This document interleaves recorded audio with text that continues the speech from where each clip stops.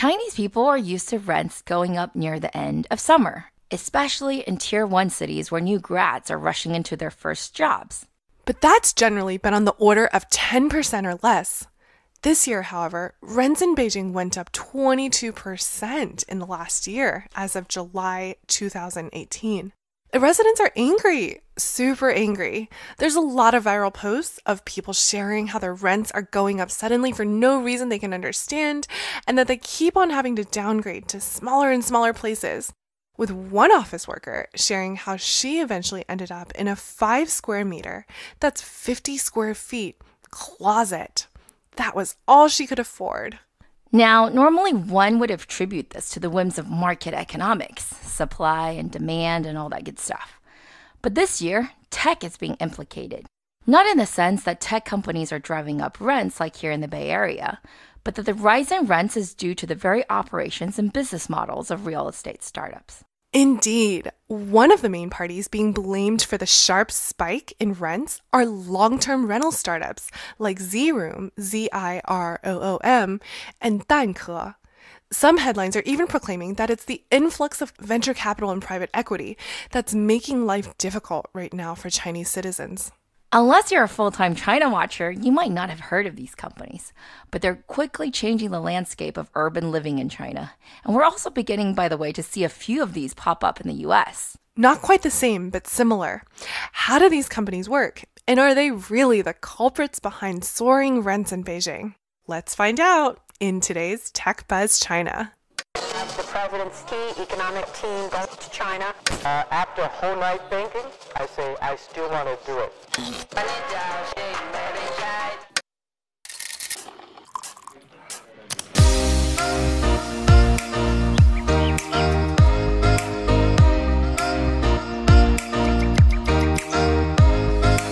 Hi everyone!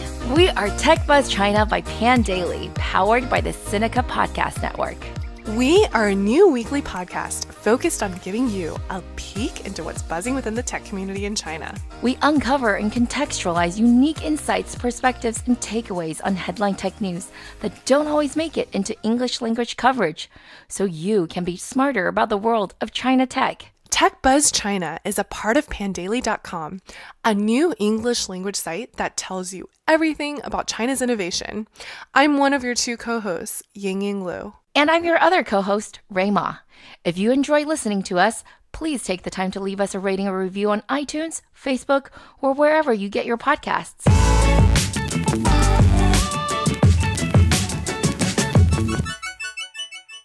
So when I left Beijing at the end of 2015, I was sharing a spacious 2-bedroom in Central Park. It's one of the best high-rises in the city, and it cost me and my roommate about 20,000 RMB. That's about $3,000 per month. Now, most places in China come furnished, and so this one did too. It had okay furniture. It wasn't IKEA exactly, but definitely not design within reach, if you know what I mean. I just checked, and similar units will be going for about 3,600 now, or about 20% higher. It's been almost 3 years, though, since I left. So the increase in rent doesn't really seem too bad to me. Oh, I know that building, Ray. And yeah, that's definitely on the higher end. But, wow, I must have been living in San Francisco for too long now because that almost sounds cheap to me. I mean, it would be considered a steal in the Bay Area. Similar condos here can go for more than double that price pretty easily in rent. Well, given our stories about soaring rents in Beijing, it doesn't seem like my old building was impacted very much. So that means the market is not really hurting at the high end, but in the middle where there's more inventory. The current average for Beijing for a 1-bedroom in downtown, that's Dongcheng or Chaoyang districts, and maybe Haidian if you want to include all the tech workers, is about 5,500 RMB. That's 800 USD. A 2-bedroom, on the other hand, runs about $1,100. That doesn't sound too bad until you realize that the average pay is not even $1,500. New grads, by the way, fare much worse with an average monthly wage of just half of that. Anyway, take away taxes, which are close to 25%, and you're probably looking at close to $1,100 maybe in your bank account every month. Remember, at the average prices we quoted earlier, rent alone could be over half or even 2/3 of your take-home pay. No wonder many people choose to live far away and suffer a long commute rather than, well, be homeless, I guess. And definitely don't even think about buying, because the average price per square foot of an apartment in Beijing's Chaoyang district is, guess what?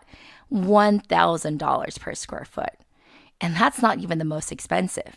In Haidian, which is the tech district, as well as where the major universities are and where all the good schools are, it's 20% more than that. And in historic Dongcheng district, the prices are an average of $1,400. Let's compare that to San Francisco, which is already super unaffordable. San Francisco has an average of $1,100. So what does this mean? This means that in Beijing, a regular size one-bedroom apartment will set you back at least $700,000 or more. Of course, these prices are not perfectly comparable because China doesn't have a real property tax system and management fees are also much lower. But if you remember that the average person is only making $12,000 a year, purchasing a home is basically impossible. Honestly, I know those stats, but it's still crazy to hear them again. I hope by going through the numbers, though, that those of you listening from here in the Bay Area at least feel a little bit better. Beijing's housing crisis is at least on par, if not far worse, than what we're seeing here in San Francisco, and we haven't even gotten to the crux of it yet. No, we haven't. Unaffordable housing is destabilizing everywhere, but especially so in China, where home ownership is particularly prized. And let's face it, there are just too many people. So housing is one of the primary concerns of the government and the people. Trust me, there are very few days you can go by in China without someone bringing up the state of the real estate market. It's just that close to people's hearts and wallets. It's a nationwide obsession. Because people react to housing prices so strongly, the government often changes policies in order to manipulate the quote-unquote market price of homes. Common measures include forbidding second homes, increasing down payments or transaction costs, or limiting new developments. It's all been tried, and at least in Beijing, it looks to be working. Housing prices have held steady or even declined slightly over the past year. But this story isn't about buying homes, but renting homes, the other side of real estate affordability. At the prices we quoted you earlier, you can see that even though Chinese people hate renting and would do everything in their power to buy, the numbers simply don't work. I mean, the only thing that's gone up faster than housing prices in China in the past decade is Bitcoin. I'm only half joking. So, many young people who are new migrants to the city, the so-called 北漂族, aka Beijing drifters, and don't have existing family real estate or a hukou, which is an official household registration giving you special rights as residents of the city, well, these young people are not buyers, but renters. Just how big is this market, though? Well, in the megacities of Beijing, Shanghai, Shenzhen alone, we're talking about 5 to 8 million renters. And there is room to grow. Apparently, in Western developed nations, the urban rental rate is something like 30% of the population. In Beijing and Shanghai, though, that's still about 20%. As wages continue to fall behind real estate appreciation in China, though, many people are guessing that China will eventually reach Western standards, which means the market will grow another 50%, at least. But it's not just that. For the reasons we said above, the government is keen on expanding the rental market. And the problem, in their opinion, is urgent. So they've done a few things. First, the administration has been aggressively exploring how to stabilize the runaway real estate market by growing affordable housing as well as the rental market. The prevailing view is that they can't let the bubble burst, but they definitely can't let it get any bigger either. The government issued preliminary thoughts back in 2016, but has since again reiterated in parking working papers this March. And in June, the party officially asked the country's banks to help accelerate the development of rental markets. So what did the state banks do? They jumped in and pledged more than $460 billion in rental financing. That means you, as a renter, can get a collateral-free loan of up to 1 million RMB, or 150,000 USD, that you can repay over a max of 10 years to pay for your rent. Right. The way it works is that basically the bank has partnered with certain real estate developers and rents apartments out to you on a long-term lease at a 5% increase per year. That's pretty reasonable. They pay the developer up front, you pay the bank in installments, and that's effectively your rent. For many people, this amount ends up being lower than what they could get if they were to rent on their own. It's nice that the government cares that its citizens are straining under the pressures of unaffordable housing. I really wish the Bay Area would take a clue. But knowing all of this, Ying-Ying, what would you do if you're a tech entrepreneur? Do you see an opportunity? Of course! Get into the apartment rental business. It's fast growing, and unlike gaming, for example, which we talked about last week, it's totally in line with the government's objectives. And in China, innovating along with the government's greater goals is a very, very good thing. Indeed. And who were amongst the first to spot this opportunity? Real estate brokerages, of course. Leading brokerage firm Lianjia, originally known as HomeLink, with over 5,000 storefronts in 24 major cities, was one of the first to get involved. Back in 2011, it incubated the subsidiary Zroom, which means freely in Chinese, and has the English name Zroom. Lianjia Vice GM Xiong headed efforts from the start.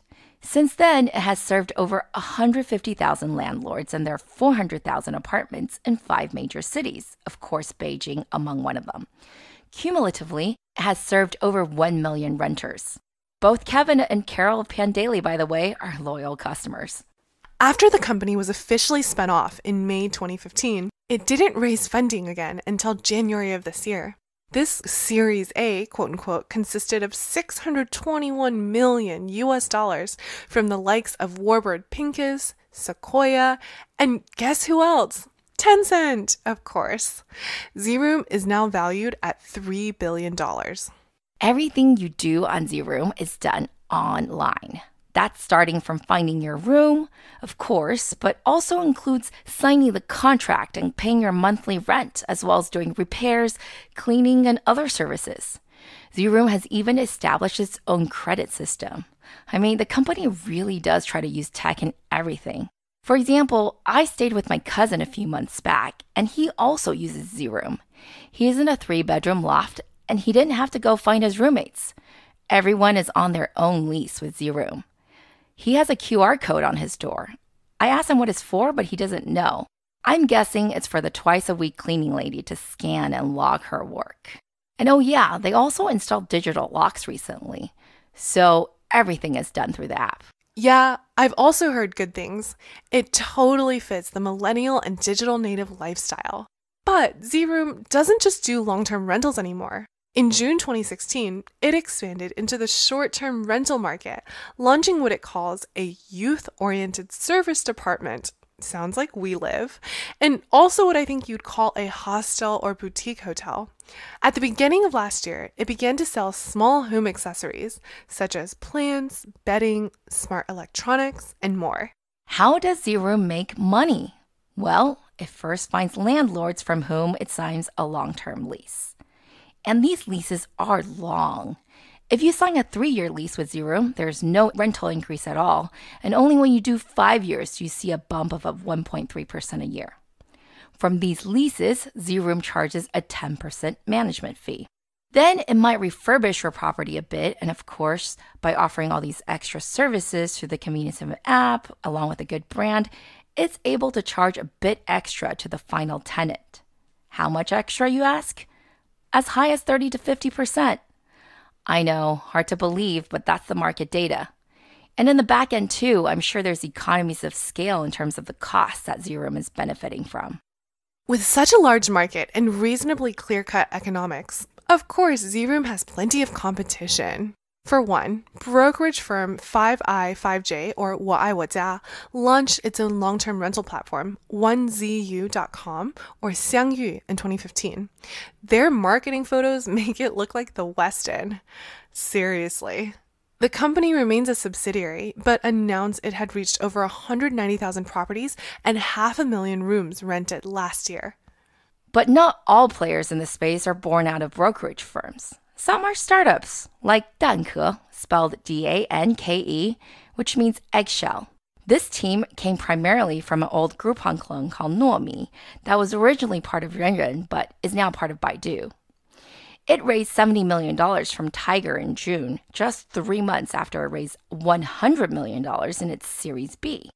It now manages 120,000 apartments, but hopes to more than double that by the end of the year. Now, that's still just a quarter of what first-place player Zroom has, but very respectable. In proper tech startup fashion, the company bills itself as a data-heavy play. It claims that its rich data allows it to rapidly expand, which is different from how its competitors with real estate roots market themselves, more focused on design and service capabilities. Indeed, Danke has tech roots, but the others are run by real estate professionals.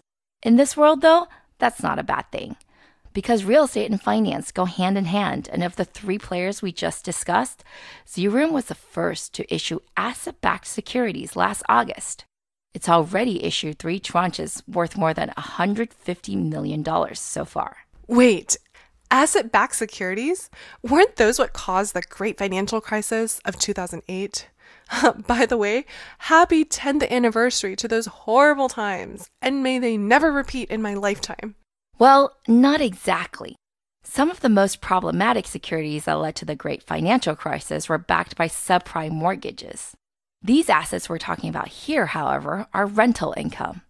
It's actually not unlike investing in the loans that we talked about earlier being given by the banks to renters. These securities return about 5 to 6% and are quite new to the Chinese market. I see here that they're literally listed as 房租分期信托, which can be roughly translated as rental installment trust, and that the first one was issued in July 2016 by Huafu Securities and JD. And before this year, only 4 such products had been created. Seems that Danke has also got in on the action as well this August with its first offering of $30 million. Are you thinking what I'm thinking, Ray? You mean that Zroom and others are using these securities to fund their expansion, causing a spike in rents? Yeah. Is that what's happening? Good guess, but probably not, since these securities need to be actually collateralized with lease agreements, I'm guessing. Some people think the answer is actually far simpler. Remember the rental loans we talked about earlier? What if what you signed and thought was an apartment lease was not actually a lease, but a loan with a bank? A viral post mid-August made this exact claim.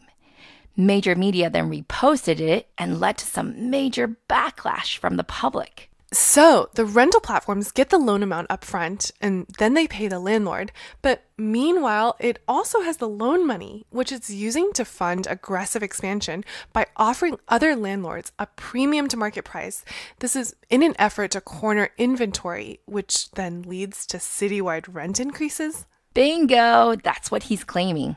After the bike-sharing deposit fiasco we discussed a few episodes back, people in China are pretty sensitive about companies abusing any money they receive upfront because there's so little regulations on what they can do with it.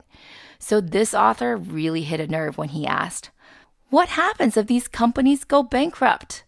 Well, what happens if these apartment rental companies go bankrupt is that you, as a renter, are still on the hook for the loan payments. But the payments are going to the bank and not the landlord. So you might be evicted, but you're still having to pay this quote-unquote rent. It sounds pretty wild, but it's possible. Because remember, we said these rental loans are not collateralized. In fact, people interviewed said that it takes just 5 minutes to process. So 5 minutes to process up to $150,000 in loans? Wow, that's kind of ridiculous. I'm with you. While the government had really good intentions, it's possible that these lax policies, originally meant to benefit the renter and to increase rental supply, has been abused by these startups instead. But now it's stepping in quickly, right? Xinhua reported that on August 17th, the government asked to have a chat with Zroom, Danke, Xiangyu, and some others, asking them not to use debt or other fundraising methods to inflate rents. Honestly, though, I don't actually believe this narrative is true. And all of the long-term rental players have fought back against these accusations vigorously. As one noted, collectively, the top 10 players only cover about 120,000 apartments in Beijing. Now, that sounds like a lot, but out of the total available inventory of 7.5 million apartments, that's not even 2%. That's hardly enough to move the market. Right. And actually, what started all this hoopla was a post on social media, aka WeChat, from a supposed landlord who claimed that Zroom and Danke agents were throwing money at him to get his property. Both companies have since come out and said that that was fake, and they claim it was an ill-willed rumor. Unfortunately, in China, this kind of competitive smearing happens a lot, so they could be right. But the situation got so out of hand that effectively the entire industry is now under watch, so no one is safe. Plus, while Beijing and Shenzhen rents have indeed gone up, Shanghai and Guangzhou haven't. And Chengdu, on the other hand, has had even crazier gains of 31% this year. It all seems a bit random, honestly. So maybe it really is just inventory imbalance and inflation. Anyway, rents in China are still ridiculously low compared to purchase price. The current yield is 1%, when it really should be 6 to 7%. Yikes. Sucks to be a landlord.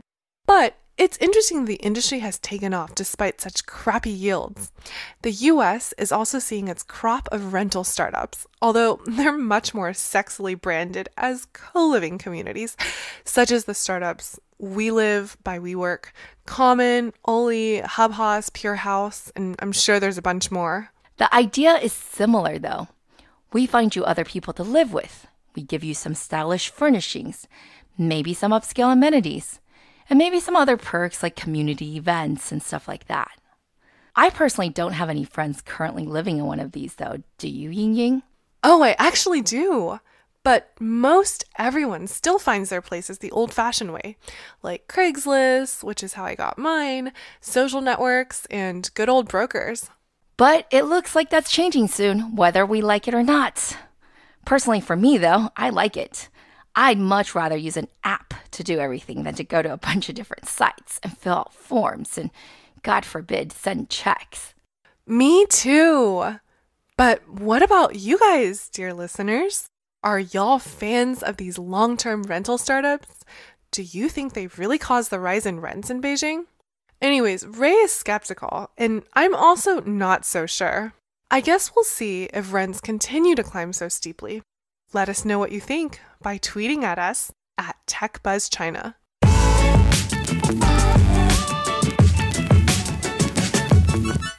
We'd like to give a shout out to our partners AssetBacked China.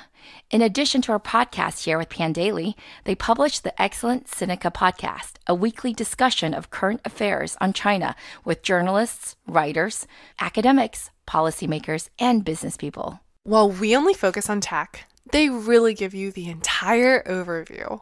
Go check them out, guys.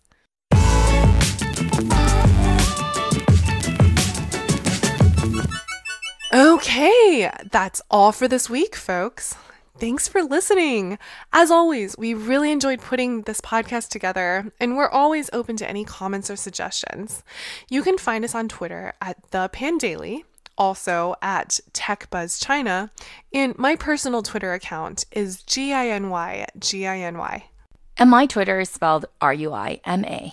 We'll be back here same time next week. TechBuzz China by Pandaily is powered by the Sinica Podcast Network. Pandaily.com is a new English language site that tells you everything about China's innovation. Our producers are Carol Yin and Kaiser Guo. Our interns are Scott Du and Wang Menglu.